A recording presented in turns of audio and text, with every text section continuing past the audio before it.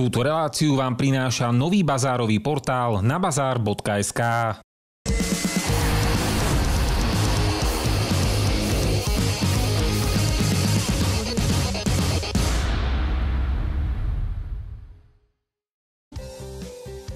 V Žiline už niekoľko desaťročí funguje mnoho športových klubov. V našej relácii sa budeme snažiť predstaviť väčšinu z nich, či už z pohľadu trénerov alebo samotných športovcov. Chceme ich tak podporiť a ukázať ľuďom športový život nášho mesta. Dnes začne veľmi netradične na prelome 13. a 14. storočia v Škótsku a Holandsku. Áno, hovorím o golfe, ktorý v tom čase vznikal v týchto štátoch. Neskôr na Slovensku golf vznikol v roku 1909 vo Vysokých Tatrách, následne v 1914 v Piešťanoch. A prezradím, že v Žiline to bol práve rok 2006, keď Lucia Sakalová založila golfový klub v Žiline. A teraz pozdravujem Luciu. Ahoj. Ahoj. Ja by som sa ťa chcel opýtať, ako vlastne vznikla myšlienka, tá prvotná myšlienka, prečo golfový klub a prečo v Žiline? Musím ťa trošku opraviť, pretože tá myšlienka nevznikla u mňa, ale totižto v tom období okolo roku 2005 vznikla Slovenská golfová asociácia a bol zakladateľom aj môj otec, ktorý teda bol ako prvým členom Slovenskej golfovej asociácie a v tom období vznikli na Slovensku normálne klasické, naozaj v podstate golfové kluby, ktoré majú svoju záštitu. To znamená, že áno, boli sme jedni z prvých golfových klubov, ktoré už boli národne uznávané ako golfové kluby. Čiže od toho 2006 roku máme štatút ako riadneho člena, potom sa zmenila trošku politika Slovenskej golfovej asociácie a náš štatút vzhľadom k tomu, že sme indoorový golfový klub, sa zmenil na pridružený golfový klub. Takže to tak trošku z tej histórie. Takže nebola som to ja, bola to v podstate taká myšlienka zriadiť takýto golfový klub v rámci Žiliny, pretože v Žiline predtým teda nebol žiadny športový takýto klub. Bola ambícia teda, že by sme chceli urobiť aj golfové ihrisko. Podarilo sa samozrejme zriadiť golfové ihrisko v Rajci. Dnešnému dňu pravdepodobne asi už nie je funkčné, čo nám je veľmi ľúto, ale sme radi, že aspoň indoorový golfový klub, ktorý bol potom trošku rozšírený o outdoor, o ktorom za chvíľočku poviem viac. Aspoň za takýto golfový klub, ktorý je tu v tomto našom regióne, som veľmi, veľmi vďačná. My určite tiež diváci a posluchači. Čo sa zmenilo od toho roku 2006 do dnes?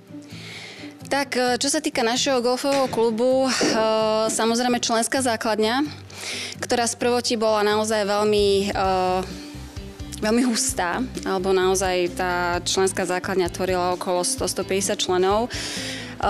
Len pravdepodobne tí členovia ako očakávali, že naozaj, keď sa pridružia k našemu golfovému klubu, tak budú mať možnosť hrať aj na tých vonkajších ihriskách.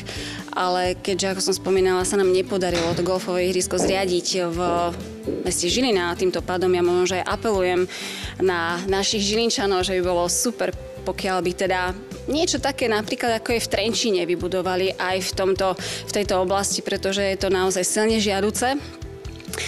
Takže my sme postupne, dá sa povedať, upgradeli náš indoor aj na outdoorové plochy, tréningové.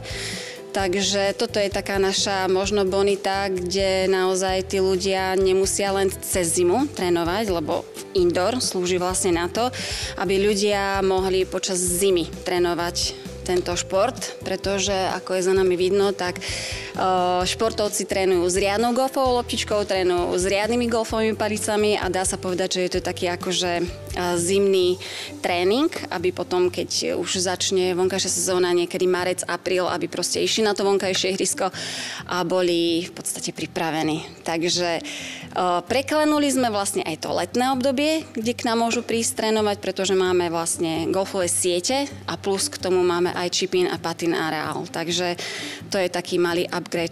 No a chcel by som sa opýtať, sú nejaké úspechy, že títo členovia tvojho golfového klubu zúčastňujú sa nejakých súťaží, alebo je to len ako o tréningu? Áno. Zúčastňujeme sa, máme niekoľko členov, ktorí naozaj majú veľmi nízky handicap. V tom golfe to funguje tak, že čím nižší handicap, tak tým je to proste lepší hráč. A áno, máme takých hráčov, ktorí naozaj majú veľmi nízky handicap, chodia na rôzne medzinárodné turnaje, kde majú pekné výsledky. Dokonca máme aj juniorov, ktorí teda majú už, dá sa povedať, výsledky na európskej úrovni. Ale musím povedať, že my ako golfový klub aj sami si organizujeme naše majstrovstvá, ktoré už sú vlastne na takej národnej úrovni, ktoré už idú pod záštitou Slovenskej golfovej asociácie. To znamená, že máme aj tieto aktivity. A ja som najviac pyšná hlavne na našich juniorov, ktorí začínali naozaj v tom veľmi mladom veku, okolo toho 10. 12. roku a majú teraz single handicap. A začínali tu, trénovali tu. Prvýkrát držali palicu tu u nás v golfovom klube a naozaj sa vyšportovali na úroveň, dá sa povedať, už veľmi, veľmi dobrých golfových hráčov. Ja som počul, že máš aj šikovného syna. Je to pravda? A tak áno. Áno, syn má 18 rokov. Ja dúfam, že čoskoro už získa aj štatút, aby mohol sám trénovať. Minimálne deti, pretože deti sú tá hlavná hybná sila v podstate, ktorú vidíme, že naozaj by to malo zmysel a od nich by sme sa chceli aj odvíjať, preto aj športový klub, Prvyžinský golfový klub aj pracuje s deckami.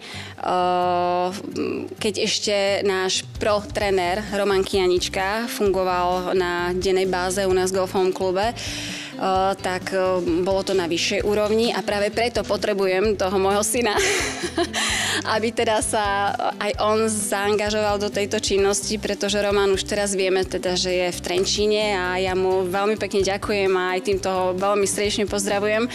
Samozrejme v zime bude fungovať aj u nás, bude k nám chodievať ako pro trenér, ale ten syn by nám veľmi pomohol, aby teda zobral tie deti a aby ich mohol on školiť k tomu teda, aby tá láska k tomuto športu bola veľmi, veľmi citeľná, evidentná, pretože vieme dobre, že proste ten šport menom golf je ešte stále tak trošku zafixovaný v tých intenciách takej tej možno nemôžem povedať, že neprajnosti, ale stále ho berú ľudia ako niečo, že čo je to nejaký taký výnimočný šport. Pritom osobne si myslím, že napríklad taký snowboarding, lyžovanie alebo proste tenis je o mnoho náročnejší vzhľadom na napríklad na financie. Takže tak. A teraz začína teda sezóna golfová? No pre nás áno. Pre nás áno. My to rozdeľujeme na dve časti. Ten indoor začína teda od toho októbra do marca. Preto aj máme rôzne súťaže. Napríklad v našom ponímaní je to indoorová golfová liga, kde sa môžu naozaj zapojiť kdokoľvek, kto vie držať palicu v rukách a vie hrať teda ten šport. No a potom samozrejme máme vonkajšie, máme outdoorovú sezónu, ktorá funguje teda od toho apríla počas celého leta, kedy zase chodievame na krásne ihriská Slovenská a Moravy, kde sa stretávame s našimi členmi a s priateľmi našho klubu. To znamená, že tam zase organizujeme rôzne outdoorové turnaje naozaj na takej celkom vítanej úrovni, pretože chodia s nami naozaj členovia a priatelia klubu, ktorí teda sa radi stretávajú práve v našom klube. Pre tých takých, čo sa možno boja začať v tom golfe, alebo ktorí by sa chceli zúčastniť práve tej nejakej súťaže, dá sa im nejak pomôcť, že aby prekonali ten strach, že prídu na nejakú úvodnú hodinu, kde sa im to vysvetlí, aby teda začali? A práve preto si myslím, že indoor je pre toto optimálne riešenie, pretože tu nestratíte žiadnu loptičku, môžete hrať naozaj v akomkoľvek počasí. A tu ste v podstate naozaj v tom optimálnom prostredí, kde si môžete naučiť ten švih. To znamená, že máme aj teda kontakty na tých našich trénerov, môžu si zajednať teda hodiny s trénerom, ktorý ich dokonca pripraví na tzv. Zelenú kartu, čiže takú stupenku, že už keď teda sa odhľadajú hrať, tak tie tréningy proste prejdú a tréner ho pripraví, dotyčného človeka, ktorý teda aby bol riadne pripravený. Čiže od toho novembra do toho marca my naozaj tu objektívne vieme pripraviť človeka, aby jednoducho už v marci mohol ísť ako golfista von na to golfové ihrisko a pekne hrať. Veď koniec koncov, ty si už to tiež skúšal, takže uvidíme, ako ti to išlo po prvej hodine. Budem dnes aj hrať, takže aj diváci uvidia, že ak ste ma to naučili, dúfam, že nesklamem.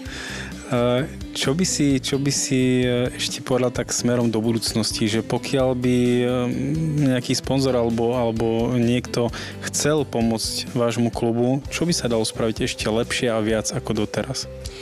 Ja sa sústreďujem v prvom rade na tú mládež. Naozaj podpora športu detí a mládeže je pre nás úplne tá priorita. To znamená, že aby deti k nám chodili značením, aby ich predsavzatia boli také otvorené, aby ako chytia do ruky naozaj tenisovú raketu alebo loptu futbalovú, tak aby jednoducho zobrali tie golfové palice a mohli si ísť kedykoľvek zahrať vonka s deckami golf. To je taká naša priorita. No a samozrejme, ja nemôžem nespomenúť členskú základňu, ktorú máme v našom golfovom klube, pretože sú to neskutočne skvelí ľudia, otvorení, ktorí sú v brutálnej integrite s nami, ktorí navzájom sa podporujeme, pomáhame tvoriť jednotlivé tie golfové turnaje, čo ja som im za to nesmierne vďačná.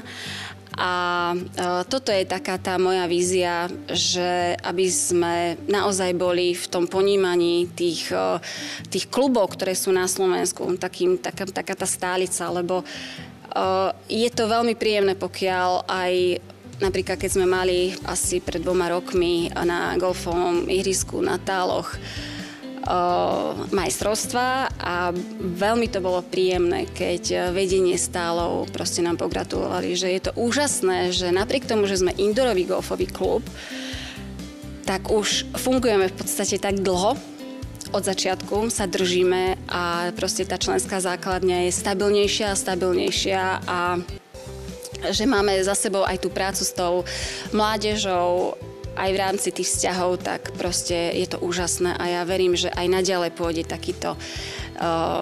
takáto naša budúcnosť proste v tomto smere. Ja na záver teda doporučím mamičkám, ktoré chodíte do detských centier, detské centra nechajte tak, poďte na golf. Pekný deň.